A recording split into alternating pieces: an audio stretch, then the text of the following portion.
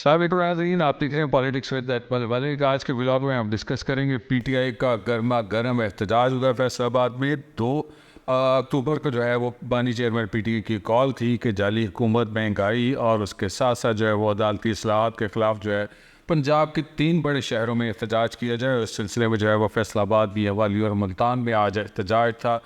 8 फरवरी को होने वाले इलेक्शन में जो है वो पीटीआई के कारकुनों ने मेला जीता था। आज जो है वो पीटीआई के कारकुनों का दूसरा जो है वो बड़ा इम्तहान था और इस इम्तहान में तकरीबन जो है वो पीटीआई के कारकुन कामयाब हो गए हैं।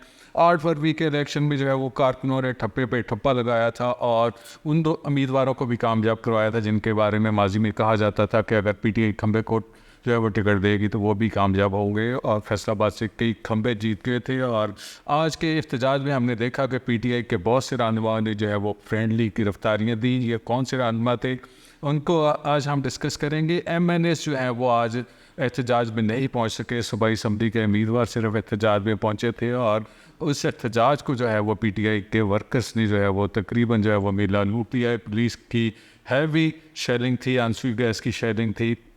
उसके सामने तकरीबन जो है वो पीटीआई के कारकुन जो है वो खड़े रहे और पुलिस को जो है वो बस सोना पड़ा है घंटा घर से। और 8 वज़ारा के मुख्तलिफ जो पॉइंट्स हैं वहाँ से पुलिस जो है वो पीछे हटती रही वक्तन फ़वक्तन, लेकिन बाद में आगे भी बढ़ती रही, लेकिन कारकुन जो है वो डटे रहे।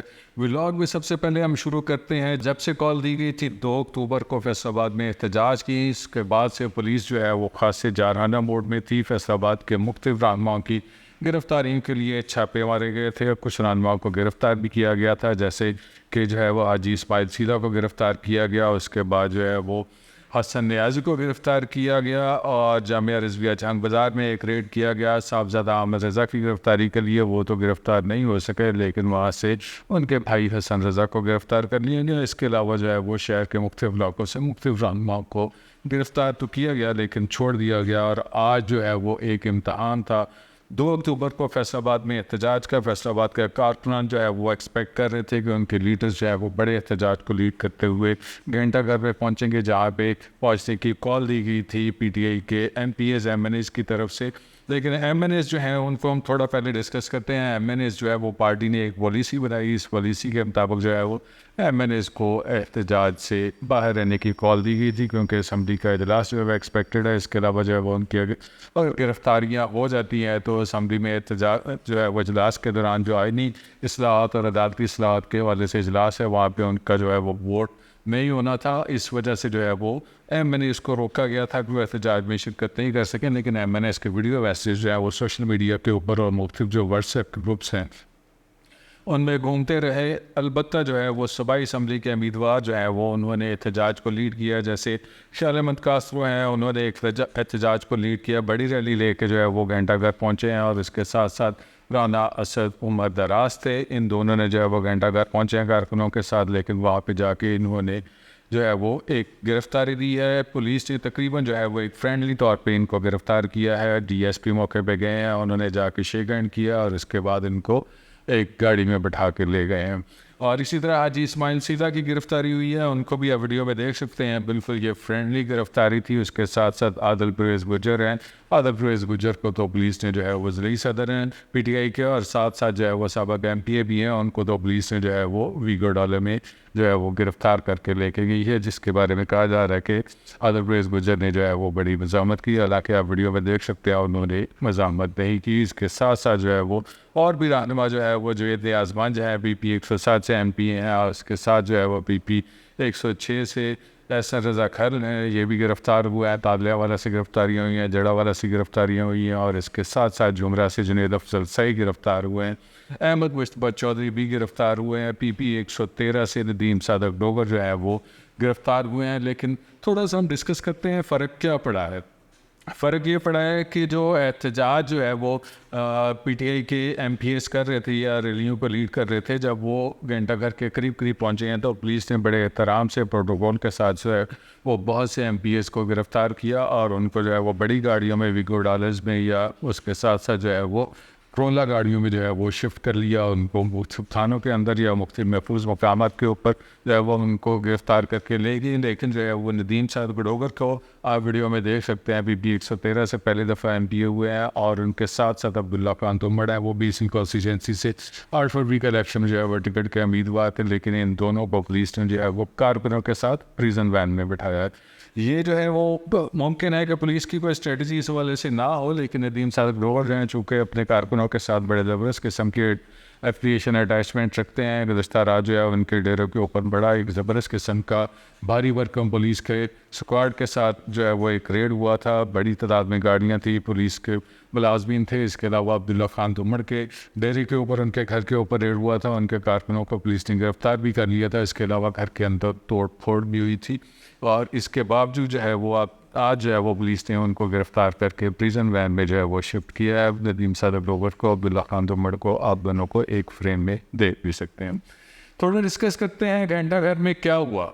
घंटाघर में पहुंचने की कॉल दी गई थी 1 बजे के करीब, जो कि मुख्तलिफ MPs ने, MNAs ने जो है वो कॉल दी थी कि कारकुन जो है वो घंटाघर पहुँचे। कारकुन जो है वो अपने लीडर्स का इंतज़ार करते रहे। बहुत से लीडर्स जो है वो वहाँ पे नहीं पहुँचे, लेकिन ज़्यादातर कारकुनों की तादाद जो है वो वहाँ पे पहुँच गई। कारकुनान को जो है वो पुलिस ने डिस्पर्स किया हुआ था। वहाँ पे सेक्शन 144 जो कि पंजाब के 3-4 अजला में लगा हुआ था, इस वजह से पुलिस जो है वो उन्होंने कारकुनों को वहाँ पे ड्राई धमकाए रखा, और कारकुन जो है वो एडिशनली ये उनकी एक स्ट्रेटजी भी हो सकती है, या मुमकिन है कि वो मज़ीद जो है वो अपने साथियों का वेट कर रहे हो।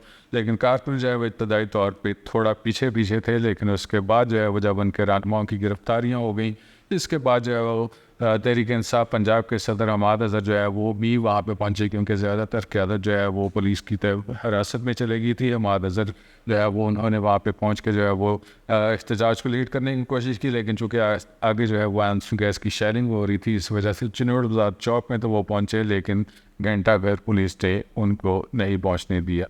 थोड़ा डिस्कस करते हैं कि क्या सूरत हाल बनी। पुलिस जो है वो बड़े पुरअमन तरीके से वहाँ पे घंटाघर में मौजूद थी। खासे जो है वो उन्होंने उनके रहनुमा को गिरफ़्तार कर लिया था। कुछ कारकुनान जो है उनको भी गिरफ़्तार किया गया था एहतजाज करते हुए, लेकिन अचानक जो है वो चिनौड़ बाज़ार चौक में जो है वो पुलिस के ऊपर वहाँ पे पथराव शुरू हुआ। उस पथराव के नतीजे में जो है वो पुलिस ने ऐसी शेलिंग की कि 8 बाज़ार के ताजर जो है वो, जो कि सुबह से ही कभी दुकानें नहीं बंद कर रहे थे, कभी खोल रहे थे, बिल आकर जो है वो शटर डाउन करके अपने अपने घरों को चले गए।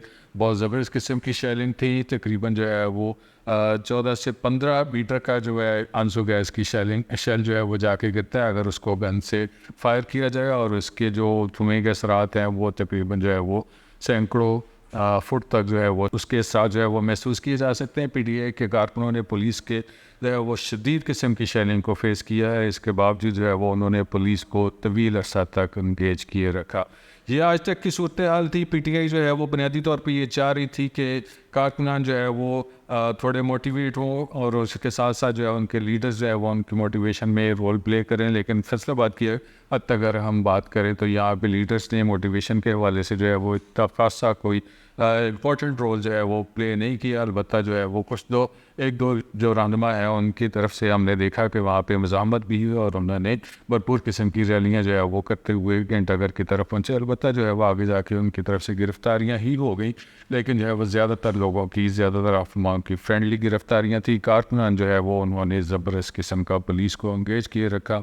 फैसलाबाद में मजबूरी तौर पर 8 फरवरी के इलेक्शन के बाद आज दूसरा इम्तहान था PTI के कारकुनों का, जिसमें जो है वो PTI के कारकुनान जो है वो कामयाब हुए हैं, और इसके लीडर्स जो हैं वो उन्होंने 8 फरवरी के इलेक्शन में भी कोई खातर खा जो है वो भी कैंपेन नहीं चलाई थी। लेकिन इसके बावजूद जो है वो तहरीक इंसाफ के वोटर्स ने इमरान खान की कॉल के ऊपर, जिसको भी बानी चेयरमैन PTI ने जो है वो अपना ठप्पा लगा के मैदान में उतारा था, उसको कामयाब करवाया। इतने वोटों से फैसलाबाद की हद तक अगर हम बात करें तो कामयाब करवाया। तकरीबन 70 से 75 हज़ार जो है वो वोट जो है वो लीड्स हासिल की है बहुत से MPs MNAs ने। इसके बावजूद जो है वो हम देख सकते हैं कि आज के एहतजाज में MNAs MPs का हिस्सा जो है वो बकदरे हिस्सा नहीं था। उन्होंने जो है वो अगर अच्छा रोल प्ले करते, कारकुनों को लीड करते हुए वहाँ पे पहुँचते, तो मुमकिन है कि पुलिस जो है वो इतनी शदीद किस्म की शेयरिंग ना करती, और कारकुन जो है वो अपने MPs के साथ वहाँ पे मैदान में खड़े होते। लेकिन वहाँ पे मेंबरान असम्बली ने, ज़्यादातर मेंबरान असम्बली ने जो है वो मैदान को पुलिस के लिए खाली छोड़ा। पुलिस और कारकुन फेस टू फेस थे और उसमें जो है वो अभी तक की जो सूरत है वो ये है कि तहरीक इंसाफ के कारकुन जो हैं वो डटे हुए हैं और पुलिस जो है वो बहुत से मुकाम पे पसपा इख्तियार कर रही है। ये नज़र हमारा आज का व्लॉग था। इस हवाले से पुलिस जो है वो उसकी तरफ से क्या पेशरफ्त होती है, मुकदमात कितने दर्ज होते हैं और इस हवाले से मज़ीद क्या गिरफ्तारियाँ होती हैं, ये हम आपको मज़ीद अपडेट करते रहेंगे। मज़ीद अपडेट्स जानने के लिए आप हमारे साथ जुड़े रहिएगा। हमारा चैनल है पॉलिटिक्स विद अजमल मलिक, इसको लाइक करें, सब्सक्राइब करें और कमेंट कीजिएगा। अल्लाह ताला आपको खुश रखे और ईमान की सलामती दे। अल्लाह हाफ़िज़।